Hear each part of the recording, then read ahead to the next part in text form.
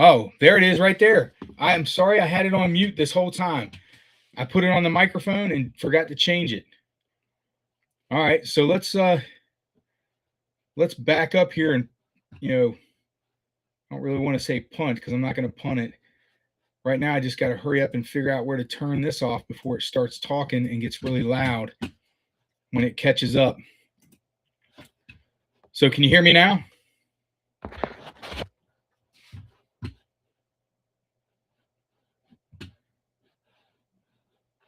Let me jump back here. No? Yep, there it is. All right. I can hear myself. So let's go back. Let's go back to the beginning here. Let's start over. Like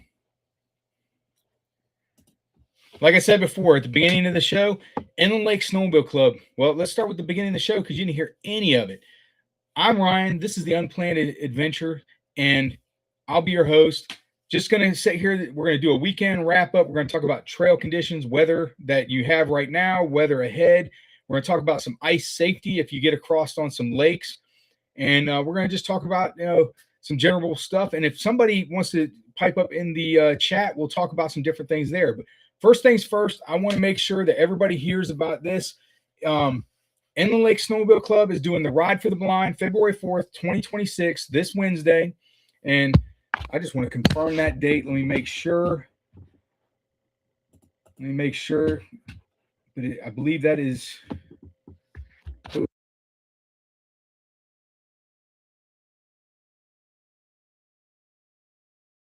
February 4th. Sorry, I think it did it paused there for a second.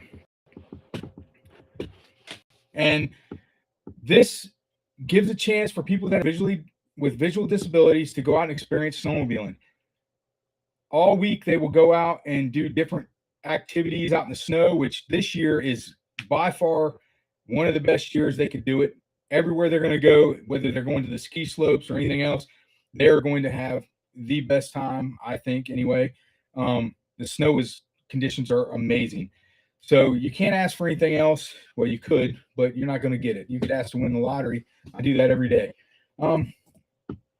So let's talk about the trail conditions. Just like I said, right now in northern Michigan, you can't ask pretty much anywhere. I'm looking at reports from New York, Maine, Vermont. I'm watching these trail conditions are just amazing all over the place. Beginning of the season, see what they do out in, it looks like out in New York, they close trails quite often.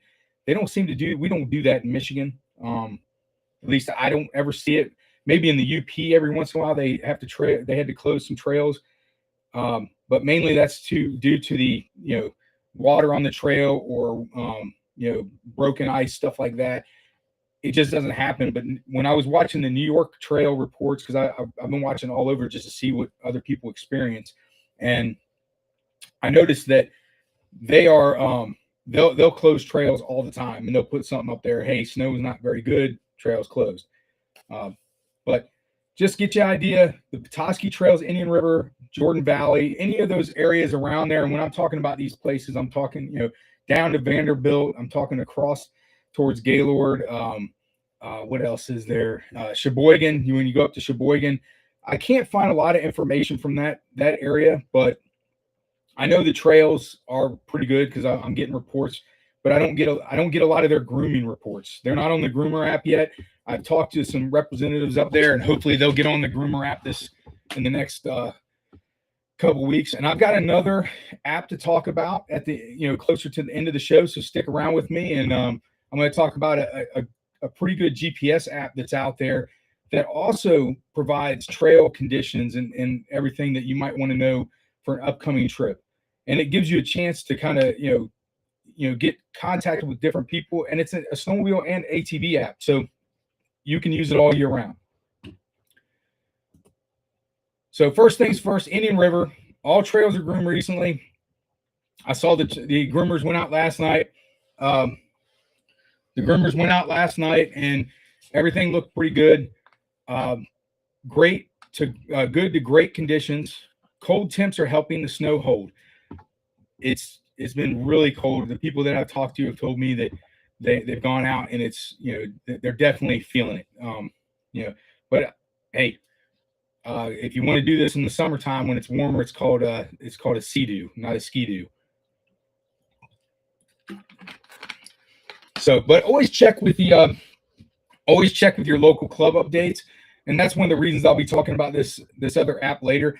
Because Facebook, you can go on Facebook, you can search all over the place and look for the particular clubs you want. But if you're trying to search several clubs, it may be difficult. It may be difficult to get all that information in one place.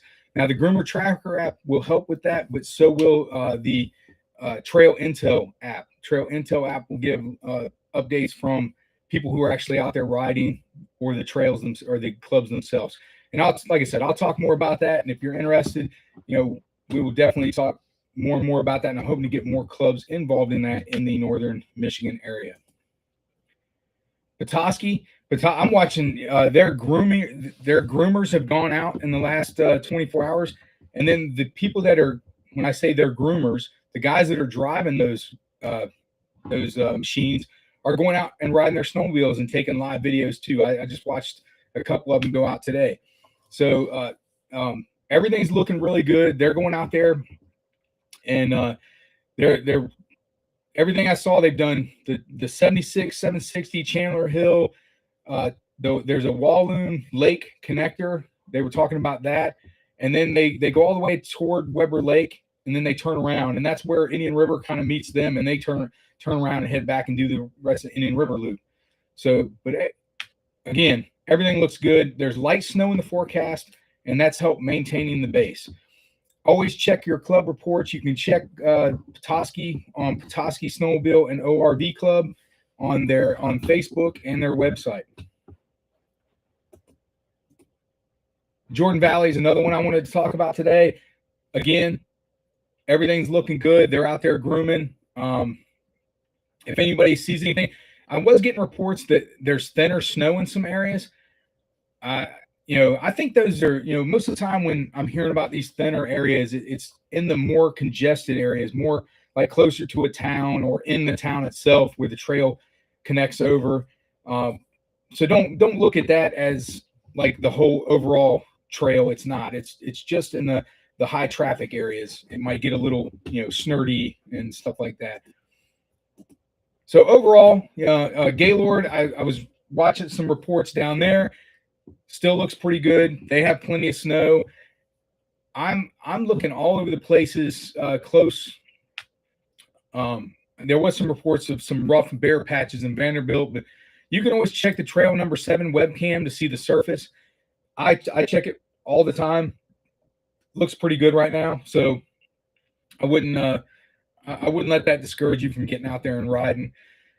All of everything around there is really good, and it's going as far down as I saw Baldwin, Michigan was showing some stuff. They've got plenty of snow, so pretty much you don't even have to go that far north to hit some good snow in Michigan. Not that we don't want you to get up there, get up there and check it all out. Of course, the further north you go, the better the trails are. I know that. So covering Drummond Lake, I wanted to talk about some different places in UP, but UP is such a big area that I'm not going to, it's hard for me to cover all of the trails there. I know the eastern UP, Trout Lake, Hulbert, those areas right there, Strongs. I'm getting reports that everything out there is really good. It's really good conditions, really good snow. You can't go wrong. You get across that bridge and you got wide open trails and plenty of snow right now, so you can't be upset about that. The ice conditions are pretty good. People are riding over to Mackinac. I'm not going to tell you which way or another because you're not going to catch me telling somebody to do something and then they get off in the wrong area. But if you see somebody going across there, their experience, follow them. The report I did read was there wasn't trees all the way across to Mackinac, only closer to the shore bank. So just keep that in mind. If you're not familiar with it, don't go running across there. Please talk to somebody who's familiar with it and use common sense. You do not leave from the Mackinac City side. You leave from the St. Ignace side. So you have to get across the bridge, the Mackinac Bridge, before you try and venture across there. Please use common sense, be safe, If you're not sure, check conditions, talk to somebody, make sure that you know what you're doing and what you're getting into. One thing, the reason I brought up Drummond Lake or Drummond Island, I'm sorry, I don't know why I keep saying Drummond Lake, Drummond Island. The International Ice Bridge is open. The International Ice Bridge is open. I have a little, let me see if I can find that real quick. I don't know how my slides got jacked up here, but so the International Ice Bridge is open. But here's what you need to know: if you are an out of state, if you're from out of state, out of state Michigan snowmobiler, you do not have a Michigan, Minnesota, New York, Vermont, or Washington enhanced driver's license, you cannot just ride across here without a passport. So keep that in mind. Please search in that. I thought I could just go across there. I had the real ID. I thought I was good. I thought the whole point of the real ID was for us to be able to do this kind of stuff, to be able to go to like the Bahamas or places like that, or Canada. And now they're saying no, that you have to have an enhanced driver's license. And the only states that provide an enhanced driver's license are the ones I have listed here. At least that's the ones I found. If there's another one that I'm not, but it seems to be the only states that have this border Canada and have, basically places for you to go across. Did not mention North Dakota and places like that. So I don't know that these are the ones that came up. So just keep that in mind. You've got to, you've got to have a passport if you're not in one of those states and you do not have an enhanced driver's license. I reached out to somebody today or a couple places because I'd like to know the information myself, because I wanted to do this. This is something I wanted to do badly. I was excited about this trip. Unfortunately, I'm not going to be able to do it. I don't have a passport that's renewed, and I'm going to send it off, but it's not going to come back in time. There's just no way. So, oh well. I wanted to know whether, because there are two flags out in the middle there, and one is, the Canadian flag, one is the American flag. I wanted to know, could I at least ride out to those flags and come back without any issue? I don't know. I haven't gotten that information yet. I know that you need to also look for the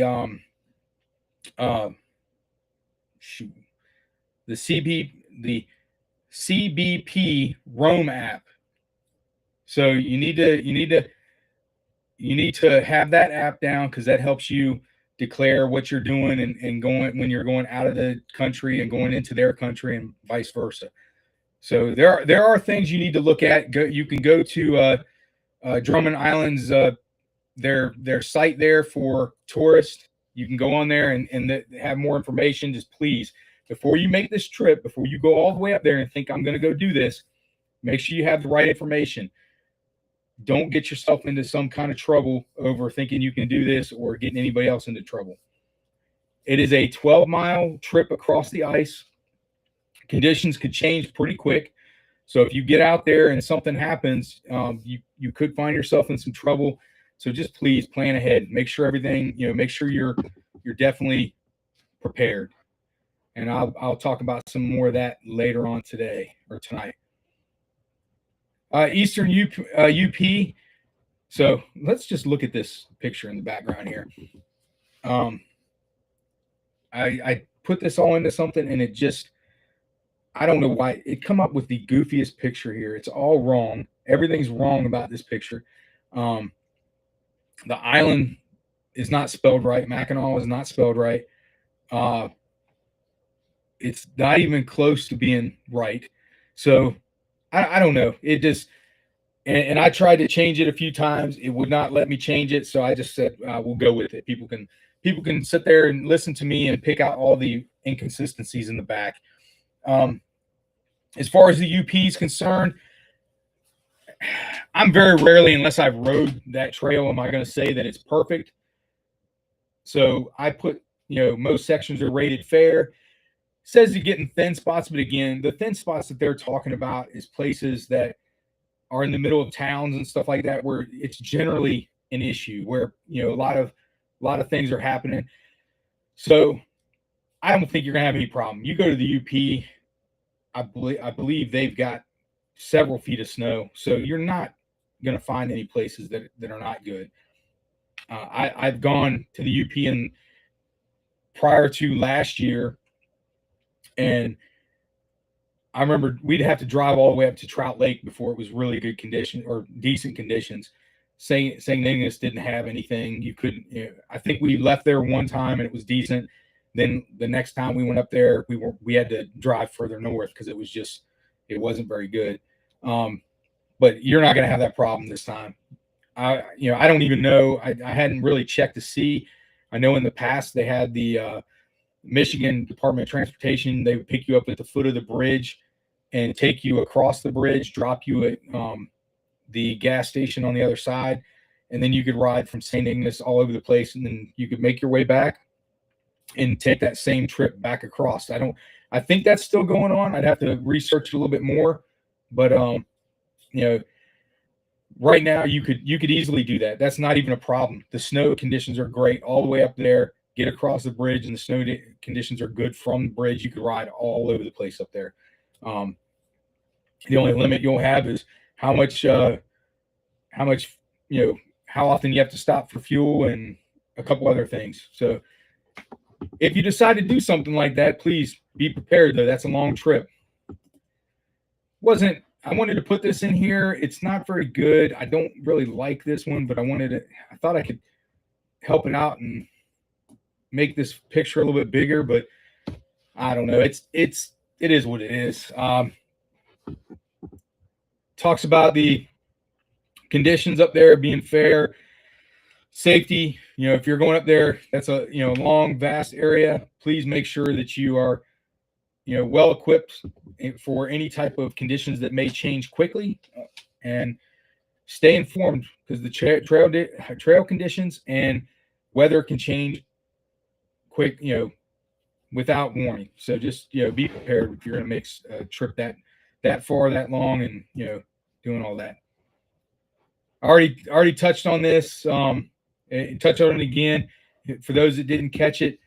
This is referring to going across the ice bridge from Drummond Island to St. Joseph's. You need an enhanced driver's license, and that is accepted to travel to Canada.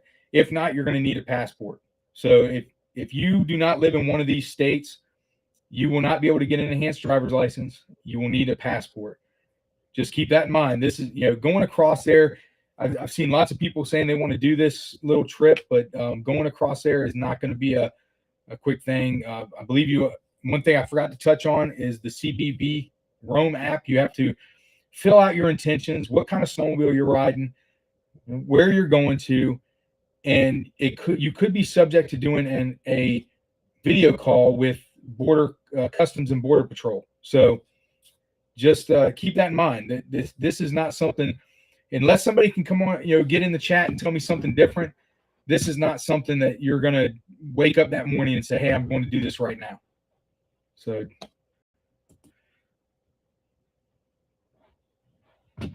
on to the safety segment. Now, since I was talking about going across the ice, I was a little concerned.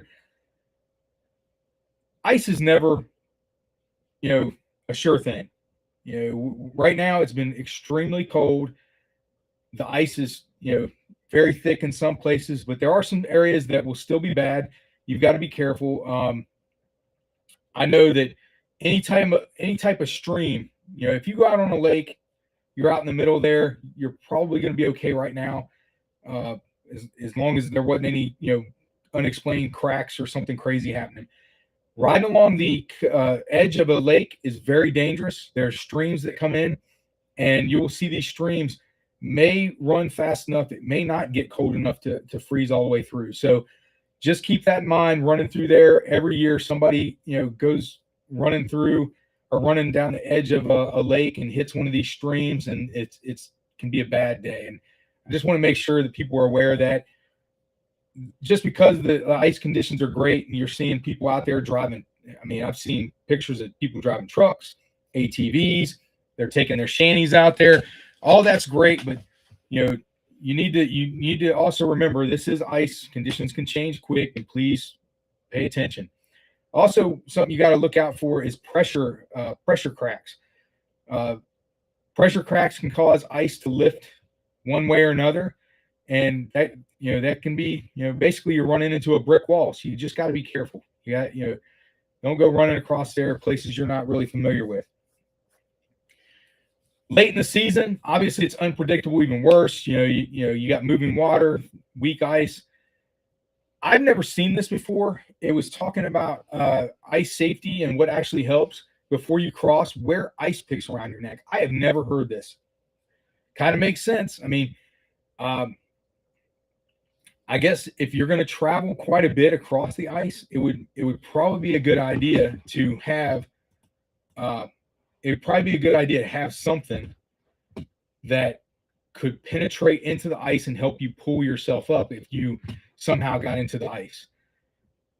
Keep spacing between riders, so don't ride so close. I know in the past I've read articles where uh, somebody's riding along, the ice breaks, and their buddy just runs right into them. So I know that sounds terrible. It sounds gruesome. I even hate even talking about it and bringing it up, but space out the best you can. Plus, it gives you plenty of time.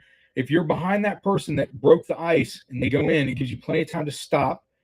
It gives you plenty of time to plan. How are we going to help them out of there? If you have a rope or something, throw it to them. If you have been fortunate enough to keep your snowmobile far enough away to where you can possibly use that to pull them out, that would be even better. So keep that in mind. The ice picks around your neck, that's so you can push in there. If for something if it happens and you're fast enough to do this, get away from the machine.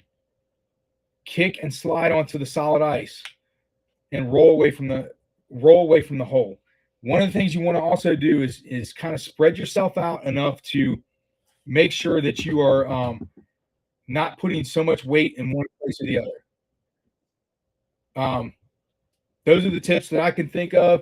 If anybody else has anything, please post them in the chat, and hopefully we don't have to worry about that. I'll even put the chat up here. We'll talk about it for a few seconds, but I just want I want people to kind of think about that, because the ice right now is I never say safe, because ice is not safe. It's unpredictable, but it's the best it's been in a long time. And I don't want to see people get too cocky about it to the point where they go out there and do something that they shouldn't be doing. I want them to, I want people to have fun, but I want people to realize too that this could be, ice is not something you want to go out there and just mess around all the time on, and especially if you don't know where you're going. Keep in mind, there's a lot of people that go out there. They've been doing this for a long time. They kind of know where the streams are, where the currents are, so they know where the ice is going to be thicker and where it's not. And that's, pay attention to where they're going. Kind of gain some of that knowledge. Safety tips. These are just regular riding safety tips before you go on a long ride. And we've talked about going to the UP and making a long trip there. I've talked about going across the Mackinac Bridge and going from there and going to St. Ignace and riding all the trails up all the way up to Paradise and stuff like that. So and even the trip across Drummond Lake, or Drummond from Drummond Island to St. Joseph's, that's 12 miles on the ice. So you want to plan ahead. You want to plan for this long trip. You don't want to just jump on there and say, hey, let's go. Tell someone where you're going and when you'll be back. Check the weather and trail reports and current conditions. Carry a cell phone and an external battery if you can. A lot of the snowmobiles now have ways of charging your phone. I suggest you make sure you bring something with you to charge your phone. If your snowmobile doesn't have that, I also suggest that, hey, make frequent stops somewhere and see if you can charge your phone up, keep it going. Keep your phone somewhere where it can be warm. That way the battery does not die right away, and that way it'll help last long enough for the entire trip. Again, never assume ice is safe, and know the local conditions. Start your ride with a full tank of gas and top off early. Don't wait till that light comes on. Don't wait till you get down to the last bar on your digital out, your digital read, just make sure that you have plenty of fuel all the time. I don't really do it as much now as we used to. Years and years ago, we never passed a gas station. That was something when we were riding. It was like, oh, because you never knew where the next one was. You never knew if it was even going to be open. We are fortunate now that most gas stations stay open later. There are more than just a couple of them in northern Michigan, or for that matter. But make sure that you don't pass one, and make sure, especially if you're riding the UP. The UP, you can, some of those trails can go and go and go, and what you might think will be a quick trip could end up turning into something a little bit longer. So make sure you have plenty of fuel. Bring spare tools, spare belt, spark plugs, maybe a first aid kit. We talked earlier about riding, on the ice and possibly something happening there. Make sure you got like a tow rope or something. You might need to throw it to somebody to help them, pull them out. Dress for cold. Make sure you have layers on. Some people have a float suit. I don't have a float suit, but that's not a bad thing to possibly look into. Make sure you have extra gloves. Something could happen. You could end up getting your hands wet. The ideal world is you'd have extra gloves, extra jacket, extra boots, anything that might get wet. But realistically, we don't have enough room for all that stuff. So make sure that you at least have extra gloves, stuff like that, so it can help out in case something happens, your hands get wet, or heaven forbid, one of them just fall off. I don't know how many times I've gone down the trail and I see a glove sitting on the side of the trail. So that tells me somebody's out there riding with, possibly matched gloves because they lost one, or they're out there with a bare hand right now because they couldn't find that glove and they're just trying to get somewhere. You also need to know your sled's real fuel range. Fuel gauges are nice, everything like that. But know what your sled's fuel range is. Go out there and test it a few times. Figure out. I'm not saying go out there and run it down, but what I'm saying is look at that fuel gauge. If you can go 200 miles and you seem like you're okay, and it's down to maybe a quarter of a tank or an eighth of a tank, something like that, whatever your fuel gauge reads, that'll give you an idea of where you're at. And test it on a day that you're just kind of riding to ride, not riding to get best fuel mileage, just however you ride normally. I tend to ride, if I get a good straightaway or get into an area where it seems like it's kind of, fun, I might kick it up a little bit. So if I start going through some areas where there's some hills, like a little bit of hills here and there, I'll start, hitting the fuel or hitting the gas, trying to, bring the front end up a little bit. So stuff like that. If that's how you ride normally, try it a couple times and see where your fuel gauge is. See how many miles you can get out of there. If you can get 100 to 120, I wouldn't push it much further than that. I would, if you got 100 miles, that's a long way on a snowmobile. I would definitely look to get fuel and not push it further. Respect daylight limits. High mile trips often end in the dark. Yeah, that happens all the time. I would say that we've gotten better about it. We used to leave and ride all day long and come back, and you're riding on the snowmobile dead tired, and you're just going and going and going. I think we've gotten a little bit better. The guys I ride with, we don't ride as late now. It still happens, but we don't make a habit of it. Not that we're worried about, getting to bed early or anything. It's just, you start getting out there, you'd be surprised. You start to wear down a little bit faster. You start to get tired faster when you're constantly looking for deer or other animals that might run out in front of you.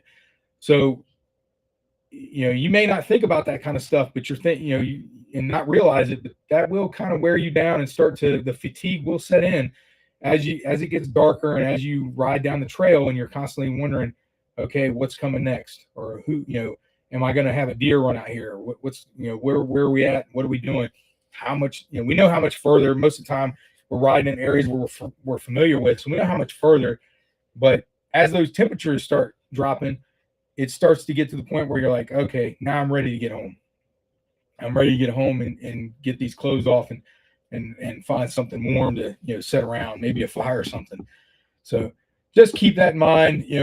High mile trips that end in the dark, now you've added a little added extra danger to it because you're riding in the middle of the night and you're tired. Always remember to bring emergency gear. Bring a little bit of food, water, maybe some heat packs, a butane lighter, something like that. And I can't stress it enough. Please don't do long trips by yourself. Try and always have somebody riding with you. That's and preferably riding another snowmobile, because it's great if you got someone riding with you, but if that one snowmobile goes down, you're kind of stranded until somebody shows up. And while it seems like the trails are always busy until something happens, and then you don't see anybody for a long time. This brings me to the Trail Intel app. So this app it's very popular in the eastern part of the United States. If you get a chance, go on there and check it out. They do not pay me or anything like that, so I'm just letting you know I'm doing this because I've been looking at this app. I like it. I like what's going on. And if you're looking for an app that you can use for snowmobiling and everything, this is it. The Trail Intel app. It can hook up to you can download it in App Store, Google Play. It works on iOS and Android. It also has a part in there where it can hook up to your Garmin if you have a Garmin. That's something I have not explored yet, but check it out. Has the latest trail reports and rider comments, so people can go in here and comment right in the app and give you live time trail conditions and what's going on. So if you're at a stop, maybe you're at the gas station or you're getting dinner or something, and you can get on this app, you might be able to go on there and find out that somebody has put on there information about the trail that you're going on. It has GPS tracking, speed, and riding stats for the snowmobile group. Updated local fuel stops, trailheads, and amenities close to the trail. Helps you plan better trips with real-time trail condition reporting. So, right now, this is not if you go on there, you won't see a lot of stuff about the northern part of Michigan. There's no clubs involved in it yet. I'm going to look into this real quick and try and get some clubs on here, because I feel like this is another way to do things. I think this is a good way for people to communicate back and forth. One thing I got to check, if this is GPS driven, you will probably get this. You'll get information from this app when you wouldn't get information from other things. Like if you're trying to look up something on Facebook or Google or something like that, you could lose connection. It won't happen, but sometimes this stuff keeps it in the memory and you can look at it. So I'm going to test it out some more and look into that. But I know that is something I know that will work on some GPS apps. The other thing it's kind of neat is you can go on here and start a profile. You can put information out there about the trail, so you can help other people riding, keep up to date on the things that they see. This app can be used all year long. It can be used for ATVs. It can be used for snowmobiling. It's not just limited to snowmobiling. So you'll have that information in there. So you'll be able to, if you use this app in the summertime, you can start, marking out areas that you want to go check out.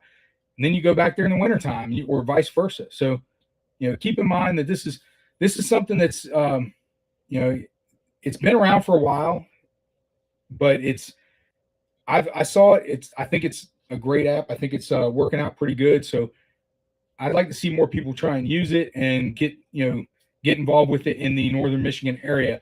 And if I ever head out to the New York, Maine, Vermont area, it's already got plenty of trail reports on there. So I see people all the time on Facebook asking, like, where are the trail reports? But this is a good way for snowmobilers to talk to snowmobilers, ATV people to talk to ATV people, keep in touch with each other. So please check it out, try it out. Let me know what you think in the comments. Get a hold of me, send me a message. You can find me on Facebook. and YouTube, obviously, because we're on YouTube right now. I was looking for my other thing here. Let's see.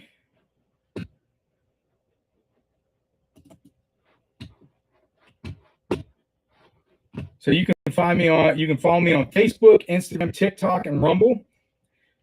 All of them are the Unplanned Adventure except for Instagram. Instagram is the Unplanned Adventure 98. So just keep that in mind. Drop me a message about this Intel app. Let me know what you think. Let me know how you feel about it. Whether or not you've used it, you like it, is it accurate?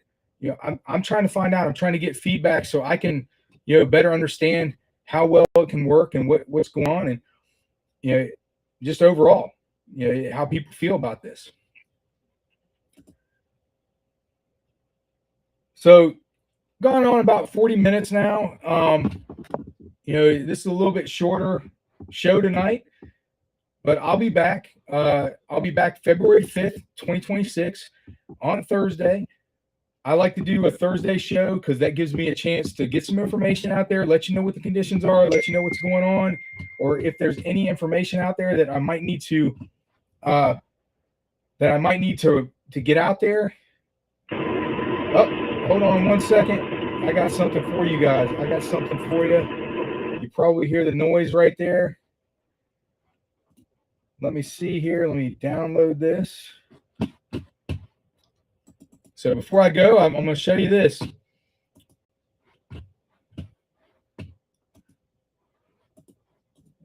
Boom. Let's go to...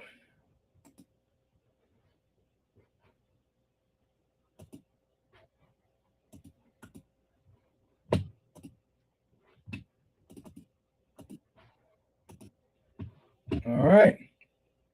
Look at that. This is the Indian River Groomer. It's out there right now running down the trail. So if you want to know how the trail conditions are, they're getting groomed right this minute. The video didn't come out very well. It looked better. Of course, as soon as I blew it up, it looked like it lost some of its integrity. But so they're out there right now. Like I said, you can find me on Facebook, YouTube, Instagram, TikTok, Rumble, The Unplanned Adventure, and Instagram is The Unplanned Adventure 98. I'll be back February 5th with the latest trail reports, rider comments on map-based snowmobile app, GPS tracking.